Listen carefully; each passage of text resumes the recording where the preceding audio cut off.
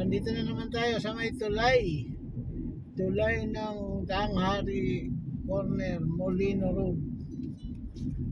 Controversial na tulay. Ang tagal matapos, tapos hindi pa pantay-pantay ang pagkagawa.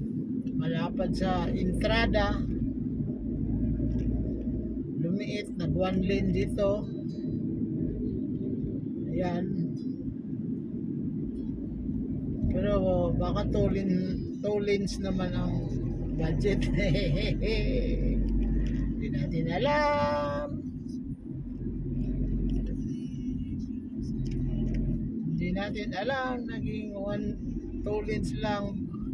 Kabilaan one lane. Hindi siya two lanes.